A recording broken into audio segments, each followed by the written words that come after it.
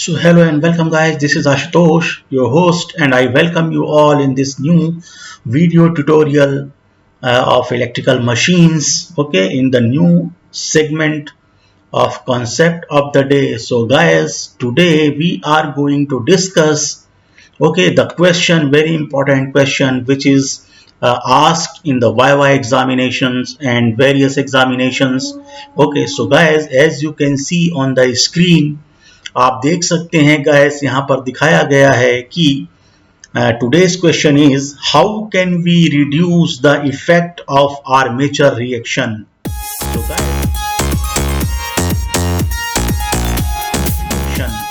So guys, earlier we studied about armature reaction, how armature reaction is produced and what are the bad effects of armature reaction. कौन कौन से दुष्प्रभाव होते हैं armature reactions के, और वो आप चेक कर सकते हैं guys. You can check that out. Okay, in my previous video I have explain this. Okay, मैंने विस्तार पूर्वक बताया है आपको, आप देख सकते हैं. सो गाइस, आप यहां पर देख सकते हैं कि how can we reduce the effect of armature reaction. So guys, आप अगर देखें यहां पर, okay, so first method is by using high reluctance pole tips. The first method is, second method is by using compensating winding, and third method is by using interpoles. So guys, we can nullify the effect, we can eliminate or reduce the effect, bad effects actually of armature reaction by using high reluctance pole tips. Second is by using compensating winding, and third method is by using interpoles. So guys, आप यहाँ पर देख सकते हैं जो पहला जो method है by using high reluctance pole tips.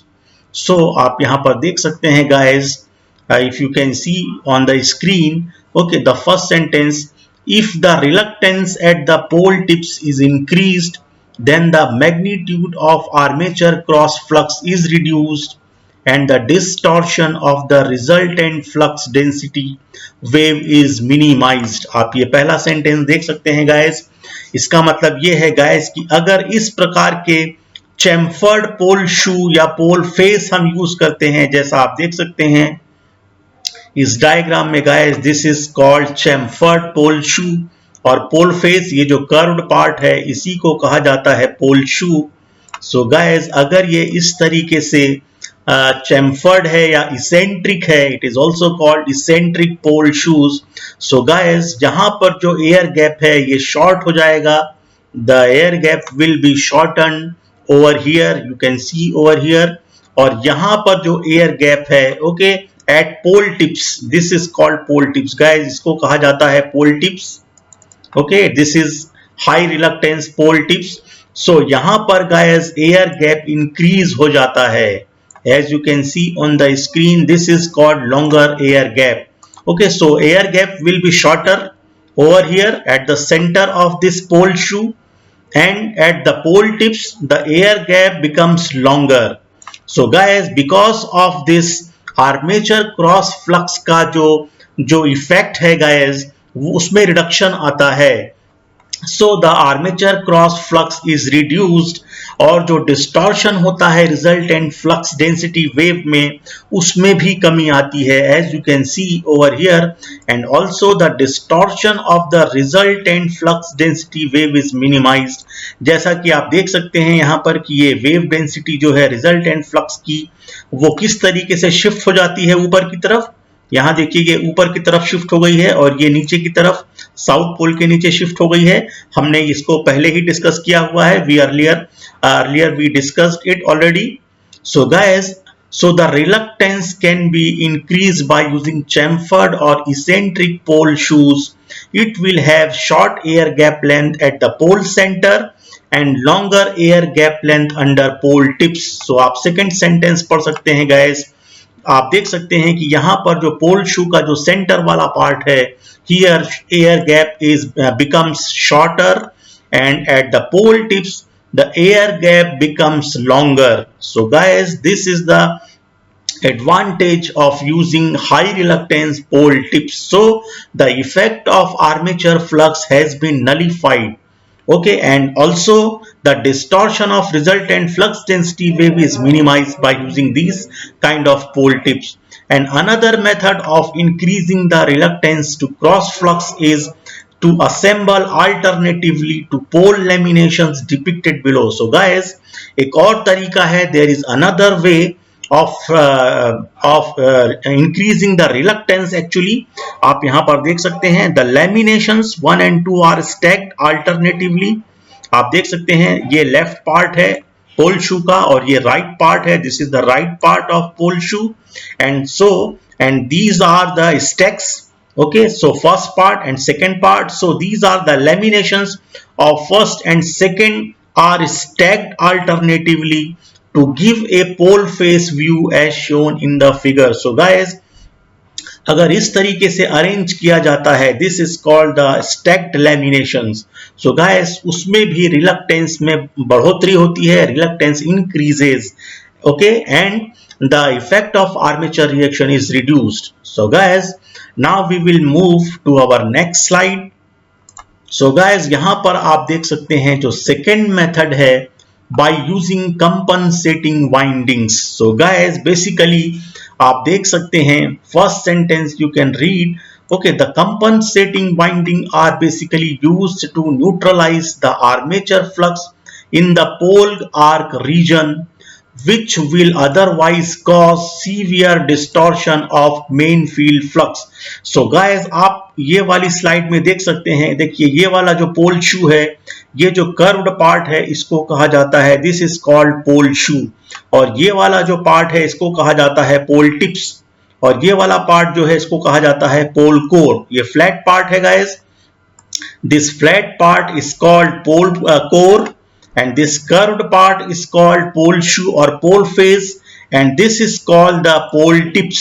Okay, this is called the pole tips. So guys, इसी में जो फील्ड फ्लक्स बनता है उसके बढ़ोतरी के लिए, उसको सॉलिड करने के लिए, उसका जो मैग्नीट्यूड है उसको बढ़ाने के लिए गाइस हम क्या करते हैं, what we do, okay, we use compensating winding. Okay, so guys, यहां पर आप देख सकते हैं कि ये जो पोल कोर वाला पार्ट है उसका जो आउटर सरफेस है, ये वाला पार्ट, उसके अंदर बहुत सारे स्लॉट्स कट किए जाते हैं गाइस, और इन्हीं स्लॉट्स में कंपनसेटिंग वाइंडिंग लगाई जाती है. So these compensating winding are actually of concentric या कॉन्सेंट्रेटेड टाइप, आप बोल सकते हैं, are of concentrated type and are placed in axial slots in the pole faces. So guys, different various slots are cut over the surface of this pole shoe or pole face, and compensating winding are placed in these slots. And guys, compensating winding are basically used to neutralize the armature flux in the pole arc region. So guys, क्या होता है यहाँ पर जो armature reaction होता है, आप देख सकते हैं आर्मेचर रिएक्शन, ये जो एयर गैप वाला पार्ट है यहाँ पर आर्मेचर रिएक्शन होता है, उसमें उसको कम करने के लिए या उसको न्यूट्रलाइज करने के लिए इस रीजन में, इस क्षेत्र में, इस रीजन में आर्मेचर रिएक्शन को कम करने के लिए कंपनसेटिंग वाइंडिंग यूज की जाती है. नहीं तो गाइस, अगर कंपनसेटिंग वाइंडिंग यूज नहीं करेंगे तो ये काफी डिस्टॉर्शन पैदा करेगा मेन फील्ड फ्लक्स में. So guys, we use compensating winding and basically it is used to neutralize the armature flux in this pole arc region. This is the pole arc region जहां पर armature flux जो है उसकी मात्रा, उसकी जो effect है, बैड इफेक्ट है, उसमें कमी आती है. सो गाइस, बाय यूजिंग, ये हमने पहले ही डिस्कस किया हुआ है, we already discuss this point. By using high reluctance pole tips, reduction in armature flux and using strong main field flux poles, we neutralize the armature reaction. So guys, compensating winding किस तरीके से काम करती है हम देखते हैं, next slide में देखेंगे guys how compensating winding work. So guys, basically now we know that the armature reaction is due to the presence of armature flux, and armature flux is produced due to the current flowing in the conductor. Now we place another winding in close proximity of the armature winding, and if it carries the same current but in the opposite direction as that of the armature current, then this will nullify the armature field. So guys, आप यहाँ पर देख सकते हैं, आपको पता है कि आर्मेचर रिएक्शन आर्मेचर फ्लक्स के कारण से होता है। आर्मेचर फ्लक्स दुष्प्रभाव डालता है फील्ड फ्लक्स पर एयर गैप में। आप देख सकते हैं पुराने डायग्राम में, जिसके कारण ये जो फ्लक्स है, जो रिजल्टेंट फ्लक्स डेंसिटी है, उसकी वेव फॉर्म खराब होती है। ओके, और ये फ्लक्स जो है, रिजल्टेंट फ्लक्स जो है, ये शिफ्ट होता है। It has been shifted due to armature reaction, और इसकी आर्मेचर फ्लक्स में भी कमी आती और फील्ड फ्लक्स में भी कमी आती है गाइस। जो मेन फ्लक्स होता है उसका मैग्नीट्यूड खराब होता है, उसके मैग्नीट्यूड में कमी आती है और उसका वेव फॉर्म खराब होता है, आप देख सकते हैं। सो गाइस, इसीलिए अगर हम कंपनसेटिंग वाइंडिंग इस तरीके से कनेक्ट करें, सो गाइस आर्मेचर के सीरीज में कनेक्ट की जाती है। आप यहां पर देख सकते हैं, these are called compensating winding. आप डायरेक्शन ऑफ करंट देख सकते हैं, ये डॉटेड है। Okay, the dotted current is shown over here. These are this is the depiction of direction of current. Okay, as you can see over here, यहाँ पर आप देख सकते हैं कि आर्मेचर कंडक्टर अगर यहाँ पर क्रॉस्ड है, आप यहाँ पर देख सकते हैं guys, these are the direction of current in the armature conductors. और इसके अपोजिट डायरेक्शन में अगर करंट इसमें फ्लो हो कंपनसेटिंग वाइंडिंग में, तो गाइस ये उस फ्लक्स को न्यूट्रलाइज करेगा। आप देख सकते हैं राइट साइड पे भी आप देख सकते हैं गाइस, यहाँ पर डॉटेड है डायरेक्शन ऑफ करंट, जो रोटर आर्मेचर कंडक्टर्स में ओके जो परपेंडिकुलर है आपके तरफ आती हुई। और यहां पर आप देख सकते हैं कंपनसेटिंग वाइंडिंग का जो डायरेक्शन ऑफ करंट है इसमें क्रॉस्ड है, मतलब ये परपेंडिकुलर अंदर जा रही है on your screen. Okay, it is the direction of current in this compensating winding is towards the screen, okay, inside the screen. So guys, आप देख सकते हैं कि अगर इनका डायरेक्शन ऑफ करंट जो है वो अपोजिट हो, किसके डायरेक्शन से, आर्मेचर करंट से, तो then this will nullify the armature field. And guys, such an additional winding is called compensating winding, और इन्हीं को compensating winding कहा जाता है। आप देख सकते हैं ये बहुत सारे स्लॉट्स दिखाए गए हैं। And guys, it is placed on the pole faces, as you can see over here. This is called pole face. And compensating winding is connected in series with the armature winding in such a way that it carries the current in opposite direction. So guys, we already discussed it. So guys, now we will see the third method. Okay, so we can also reduce the armature reaction, the bad effect of armature reaction guys, by using interpoles. So guys, आप यहाँ पर देख सकते हैं interpoles are similar to the main field poles and located on the yoke, okay, between the main field poles. So guys, ये main field poles हैं, these are the main poles, okay, and this is the N pole, this is S pole, these are called main poles. Okay, and in between these poles, main poles, interpoles are connected. As you can see over here, these are the interpoles connected in between these main field poles. So guys, ये जो main field pole है, इसके बीच में अगर आप extra magnets लगाते हैं, यही इंटरपोल कहलाते हैं। और इनकी डायरेक्शन कैसी होती है guys, they have winding in series with the armature winding. आप यहां पर देख सकते हैं कि ये आर्मेचर वाइंडिंग के साथ सीरीज में कनेक्टेड है। जैसे आप देख सकते हैं गाइस, ये वाइंडिंग देखिए, इसने नॉर्थ ईस्ट मैग्नेट पे वाइंडिंग की, फिर ये वाइंडिंग्स चली गई साउथ मैग्नेट पे, ओके, यहां पर वाइंडिंग की, और guys this is connected in series with the brush, as you can see over here. And again आप यहां पर देख सकते हैं, और ये टर्मिनल बाहर आ रहा है guys. So basically guys, what happens, interpoles have the function of reducing the armature reaction effect in the commutating zone, and they eliminate the need to shift the brush assembly. So guys, before invention of these interpoles guys, we used to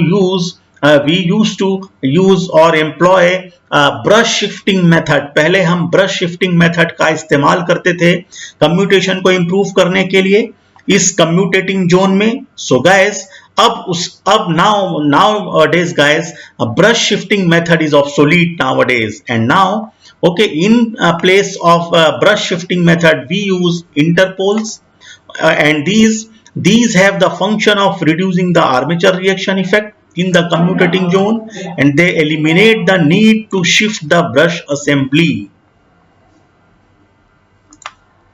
So guys, winding on the interpole is connected in series with the armature. आप देख सकते हैं armature के series में यहां पर भी आप देख सकते हैं guys, these are called interpoles. In this diagram at right side you can see over here, these are interpoles connected between the main poles.